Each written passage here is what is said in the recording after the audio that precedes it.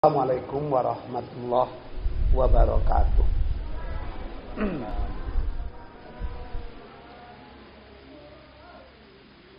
Alhamdulillahillazi arsala rasulahu bil huda wa dinil haqq liyuzhirahu 'ala ad-dini kullih walau karihal musyrikun. Asyhadu an la ilaha illallah wa ashhadu anna Muhammadan abduhu wa rasuluh la nabiyya ba'dah. Allahumma salli ala Muhammad wa ala ali Muhammad. Ya ayyuhal hadirun, inni usyikum wa iyaya bitaqwallah faqad fazal muttaqun.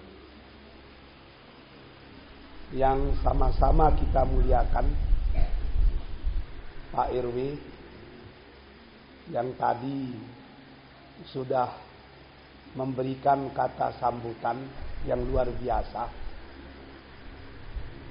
Bagi saya itu sebetulnya bukan kata sambutan, tapi luahan hati seorang pemimpin.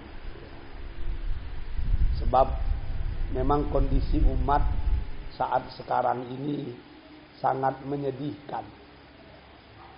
Ada upaya yang sistematis, masif untuk menjauhkan generasi kita dari agamanya.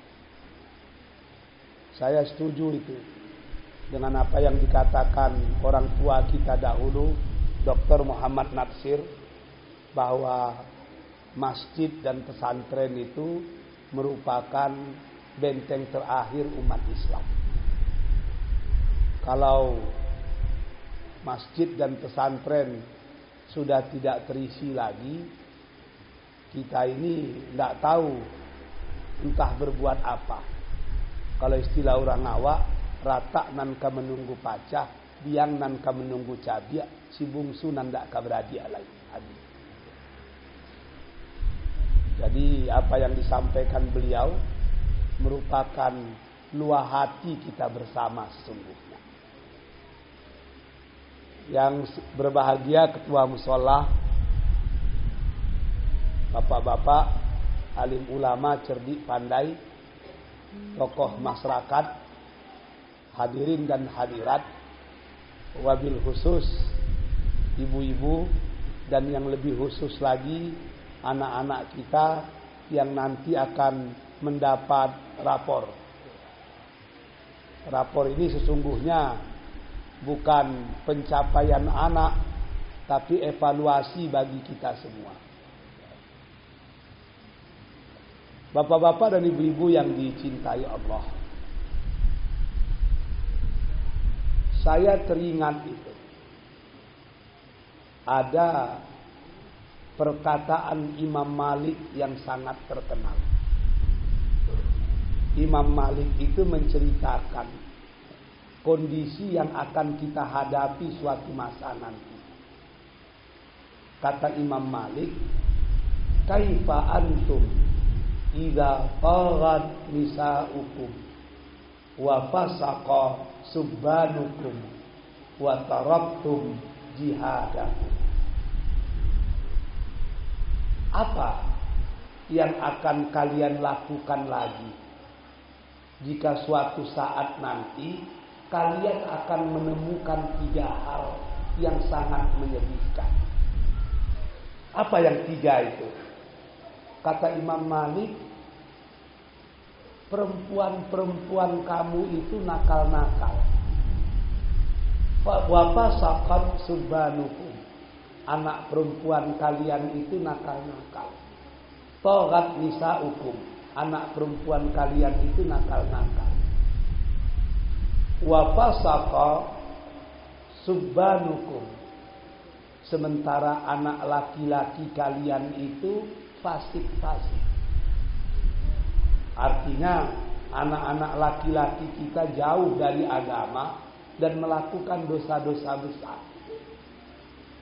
Lalu kita orang tua bagaimana? Wa taraktum jihadakum, sementara kalian sudah enggan untuk berjihad. Maksud jihad di sini berjuang menegakkan agama Allah, amar ma'ruf nahi munkar. Apa yang dikatakan Imam Malik itu sejalan dengan apa yang pernah disampaikan Rasul sallallahu alaihi wasallam. Kata Rasul, ciri-ciri dunia kiamat itu besok banyak. Tapi di antaranya banyak sekali pembantu-pembantu yang melahirkan tuannya.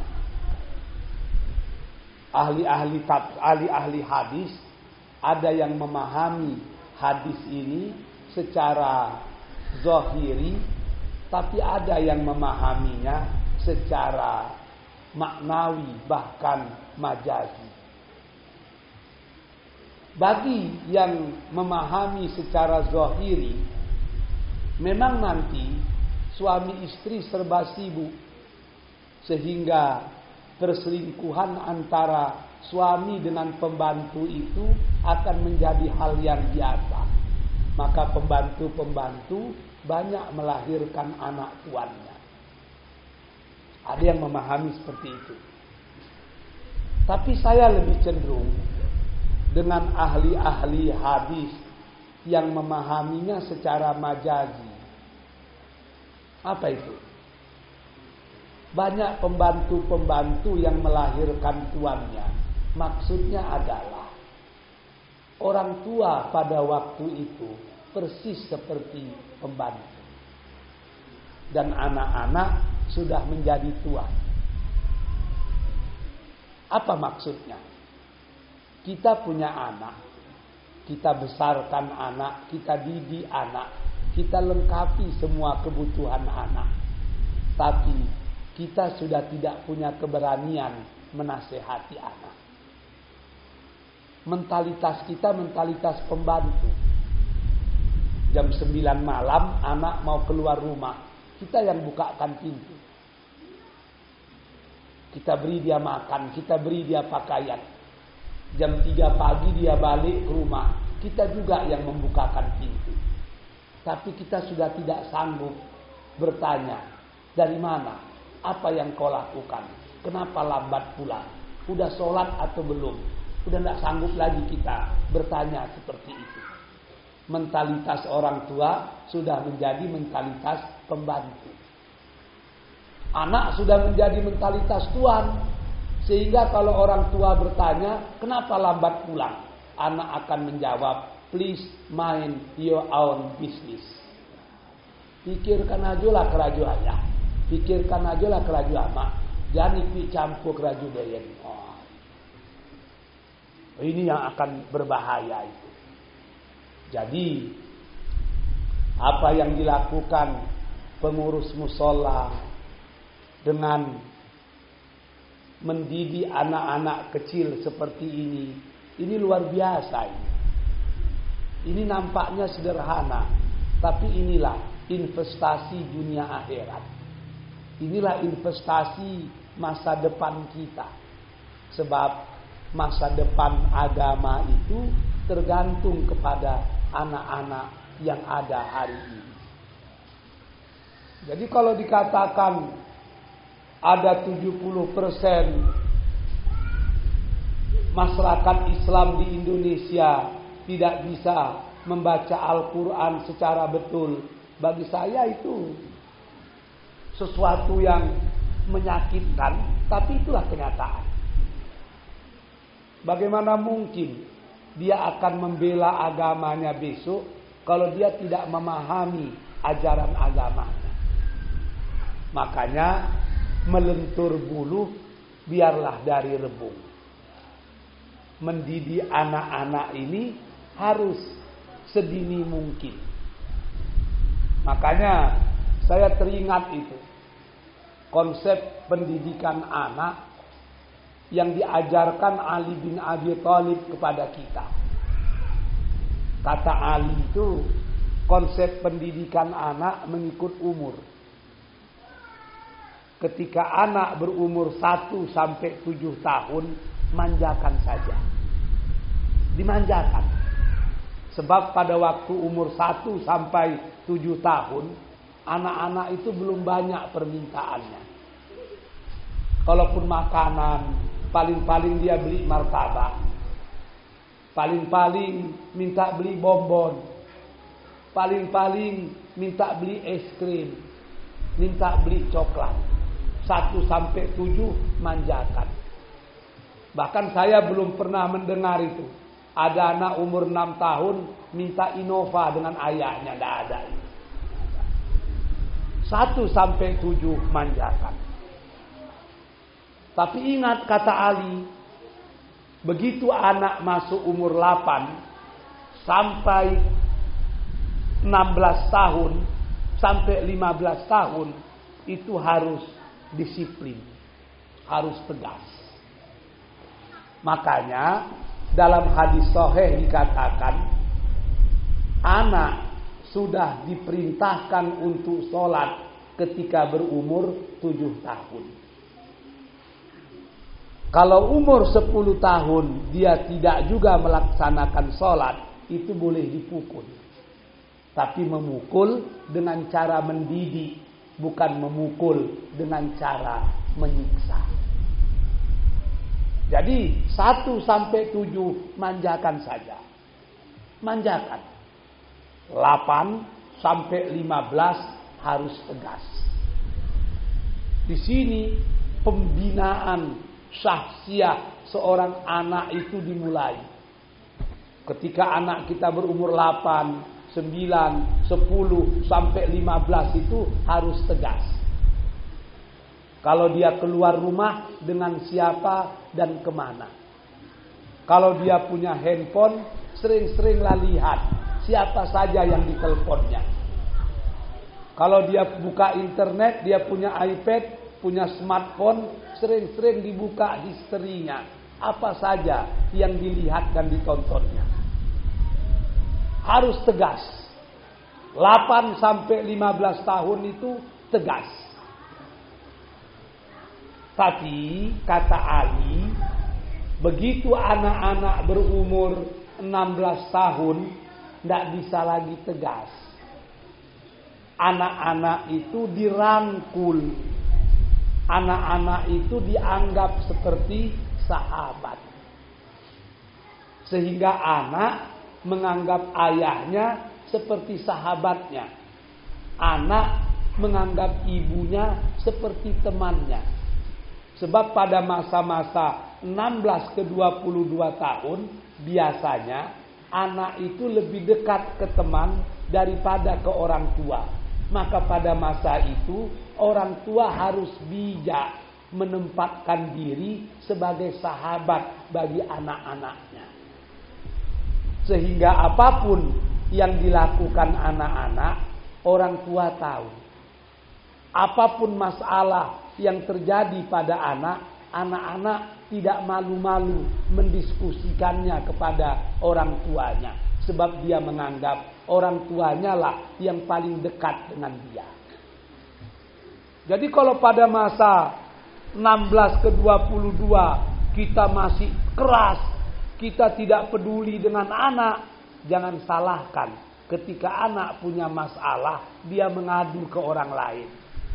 Kalau tempat dia mengadu orang baik, tidak ada masalah. Kalau tidak, inilah pangkal dari semua permasalahan. Jadi bagi kita yang punya anak umur 16 ke 22, rangkul betul anak-anak itu. Apapun yang terjadi di rumah, minta pendapat anak-anak. Pak RW mau ganti mobil, tanya ke anak-anak, mobil apa yang harus kita ganti? Sekarang mobil kita Avanza, apa perlu kita beli Pajero atau Fortuner? Nah, itu diajar. Sehingga dia merasa memiliki di rumah, merasa dihargai di rumah. Kalau dia merasa dihargai di rumah, dia mendapatkan kebahagiaan di rumah. Kalau dia sudah mendapatkan kebahagiaan di rumah, dia tidak mencari kebahagiaan di luar rumah. Sebab rumah sudah menjadi surganya. Ini yang dikatakan Rasul, baiti jannati.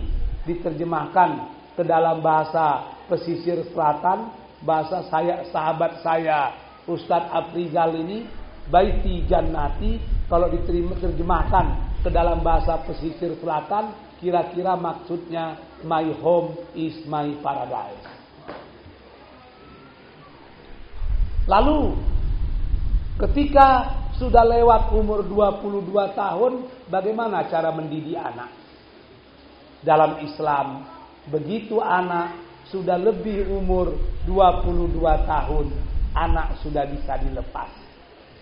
Orang tua hanya tinggal tutwuri handayani, mengingatkan kalau dia hilaf, memberi nasihat kalau dia salah, dan senantiasa berdoa kepada Allah agar anak-anak kita itu berada di dalam lindungannya. Kita kadang-kadang salah dalam mendidik anak, tidak memformulasikannya mengikut umur seperti yang dikatakan Ali bin Abi Thalib tadi. Anak kita manjakan sampai umur 15 tahun. Umur 16 baru kita suruh sholat. Tidak ada gunanya lagi. Kalau anak laki-laki umur 16, pangkalangannya lah samo gadang ju pangkalangan ayahnya. Kalau dipaksa, dia sudah berani melawan. Begitu juga anak-anak perempuan kita. Kalau umur 15 tahun, baru kita suruh menutup aurat, badannya sudah lebih besar dari badan ibunya. Kalau kita paksa, dia sudah berani lari dari rumah. Sebab dia sudah punya teman-teman, tempat dia singgah, dan tempat dia melarikan diri. Jadi, etape-etape seperti ini memang harus kita laksanakan. Kalau mau mendidik anak, kembalilah ke sunnah. Bagaimana Rasul dan para sahabat mendidik anak. 1-7 manjakan saja. 8-15 tegas dan harus betul-betul disiplin. 16-22 rangkul anak, anggap dia seperti sahabat. 23 tahun ke atas, anak sudah bisa kita lepas. Sebab seperti yang dikatakan Pak Irwi tadi, permasalahan yang kita hadapi masa kini itu lebih berat dari masa yang lalu.